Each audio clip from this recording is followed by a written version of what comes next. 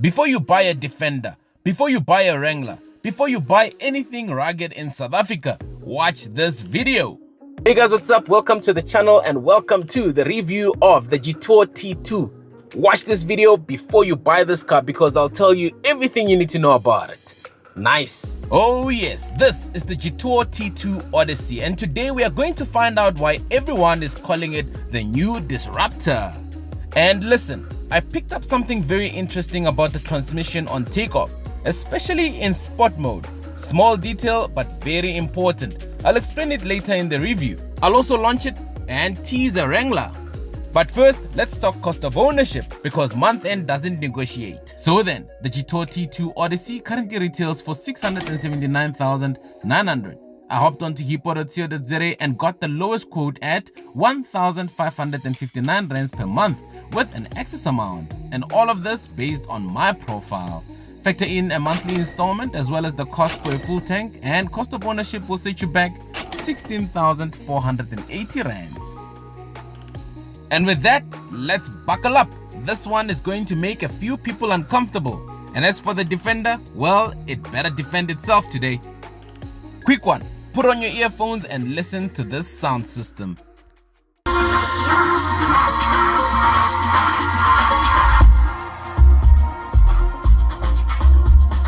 Jetour is cooking. You have clean highs, strong mids, and a punchy bass. You've heard it for yourselves. And before we start, here are your keys. You're going to want to hear what's underneath the hood. Now, let's talk power. So, underneath the hood, we have a 2-liter turbocharged engine, and it has a power output of 180 kilowatts of power and 375 Newton meters of torque. It's mated to a 7-speed DCT gearbox, and power is put to the ground through an intelligent AWD all-wheel drive system. Now, I must say that after taking this vehicle for a drive, those are impressive figures and it delivers. It really delivers. The powertrain delivers strong low-end torque, smooth shifts most of the time, and a top speed of around 180 kilometers per hour. Fuel consumption is rated at 9.3 liters per 100 kilometers, which is expected for a powerful all-wheel drive setup. I'll compare it to the 1.5 turbocharged Aspire version in a minute. However, during its life as a test car, it has seen about 10 liters per 100 kilometers. So, not so far from the claimed fuel average.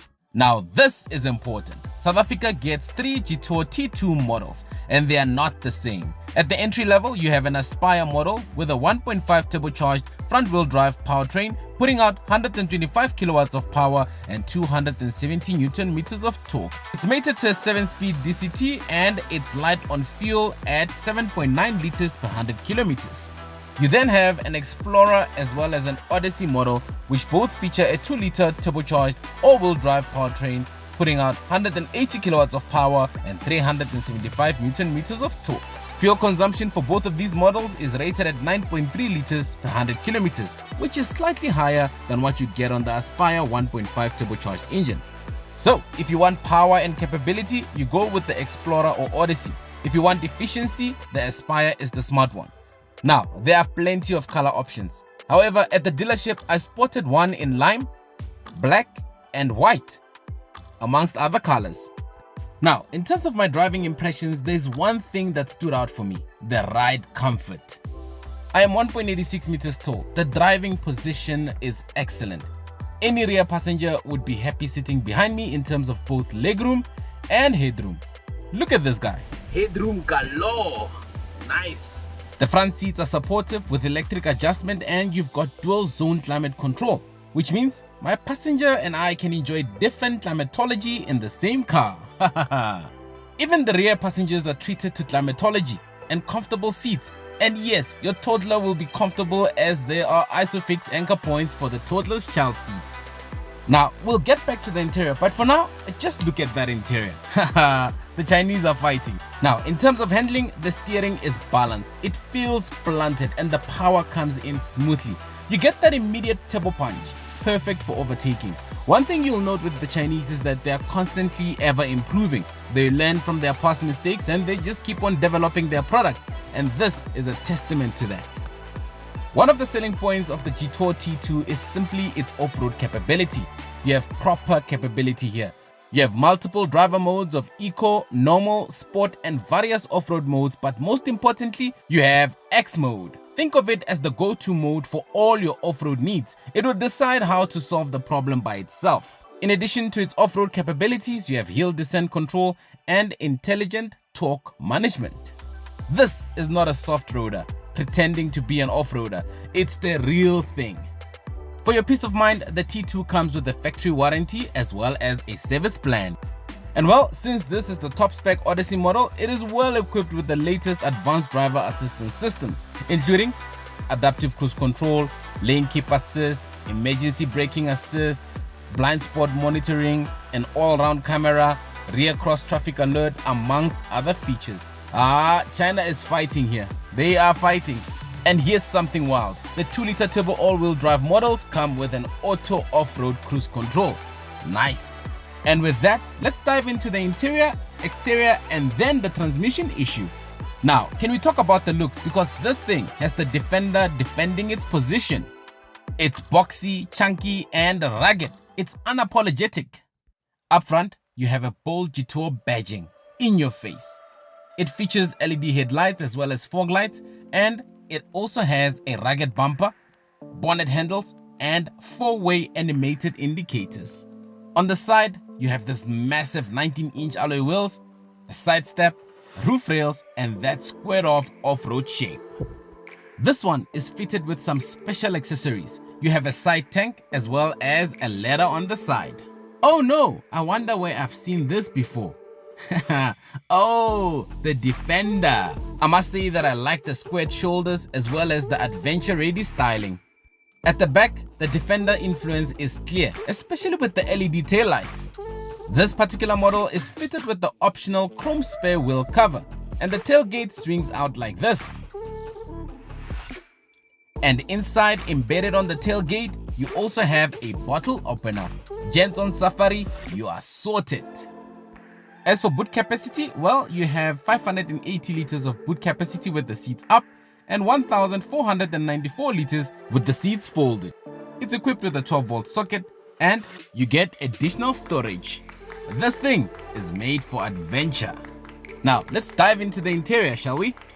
Step inside and the biggest highlight are those two massive digital screens. The infotainment system features Android Auto and Apple CarPlay capabilities, and it is the center for almost all functions in the vehicle. You have shortcut buttons for your climate control system, as well as a swivel wheel for your different driver modes. It features a rugged finish. You have solid door handles and solid grab handles in the center console.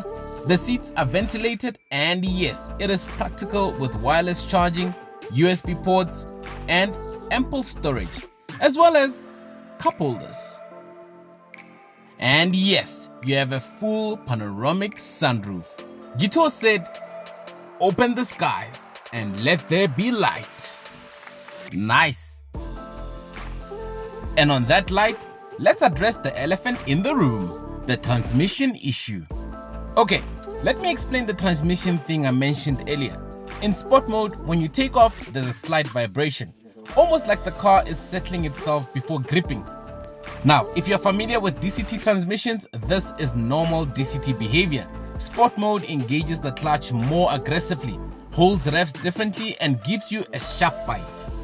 But in eco, normal, and off-road modes, the vibration is basically gone. So no, it's not a fault. It's just how aggressive DCTs behave in sport mode.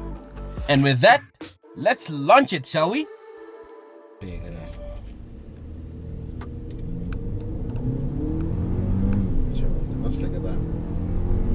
In 500 meters, turn left onto And that, ladies and gentlemen, is your 0 to 100 kilometers per hour. And with that, let's dive into two things I like about the vehicle and two things I don't like about it. Number one, in terms of the things I like, the value for money. It's genuinely unmatched. Number two, presence. This car turns heads everywhere. In terms of the things I don't like, number one, that sport mode vibration on takeoff. It does really unsettle the car. And number two, fuel economy can climb if you're heavy-footed. If you've reached this far in the video and haven't yet done so, please be kind to like, subscribe, and to hit the bell icon for more content like this. Let's support this channel and watch it grow together. So then, the Jetour T2. Well, let me just put it to you like this. It is not here to compete, it's here to disrupt. If you want rugged capability, modern tech, strong power, and an adventure-ready SUV, this thing is a problem. Now, since we're on our way to 100,000 subscribers, each car that we review on the channel gets a Tsonga name. So, for this one, we will call it Tiselani, which means have endurance or endure. This name highlights the T2's tough, durable nature and ability to handle various conditions. And with that, thank you very much for watching. Until the next one.